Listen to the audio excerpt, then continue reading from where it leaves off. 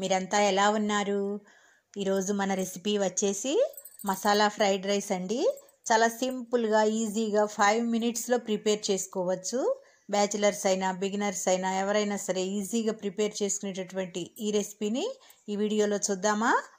Stove మీద ఒక pan పెట్టుకొని 2 స్పూన్స్ ఆయిల్ వేసి ఆయిల్ వేడైన తర్వాత కొన్ని ఆవాలు, 2 బిర్యానీ ఆకులు వేద్దాం. బిర్యానీ ఆకులు వేస్తే నాన్ వెజ్ ఫ్లేవర్ వస్తుంది. మసాలా ఫ్రైడ్ రైస్ అని అన్నాం కదా.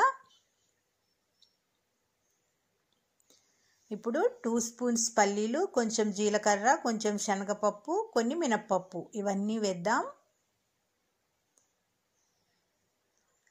నెక్స్ట్ వచ్చేసి 4 గ్రీన్ చిల్లీస్, 1 ఆనియన్, కొంచెం కరివేపాకు ఇవి కూడా పోపులో వేసి మంచిగా ఫ్రై చేయాలి.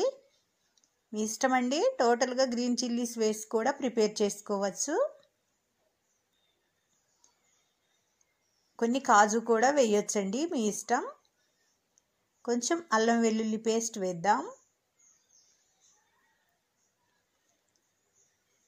కొంచెం పసుపు వేద్దాం. పసుపు వేసి మంచిగా ఫ్రై చేసిన తర్వాత ముందుగానే మనం రైస్ని కుక్ చేసి ఉంచుకున్నాం కదా, ఈ రైస్ని వేసి స్టవ్ని లో ఫ్లేమ్లో ఉంచుకొని ఫ్రై చేసుకోవాలి. 1/2 స్పూన్ సాల్ట్, 1 స్పూన్ మిర్చి పౌడర్. నేను 1 గ్లాస్ రైస్తో ప్రిపేర్ చేస్తున్నానండి. కొంచెం గరం మసాలా వేద్దాం. మిర్చి పౌడర్, సాల్ట్ మీ టేస్ట్ని బట్టి వేసుకోండి. మనం బిర్యానీ ఆకు, అల్లం వెల్లుల్లి పేస్ట్, గరం మసాలా వేసాం కదా, మంచి నాన్ వెజ్ ఫ్లేవర్ వస్తుందండి. ఈ మసాలా ఫ్రైడ్ రైస్ చాలా టేస్టీగా ఉంటుంది. లాస్ట్లో కొంచెం లెమన్ కూడా పిండుకోవచ్చు. ఇష్టం ఉంటే తీసుకోండి, లేదంటే స్కిప్ చేయండి.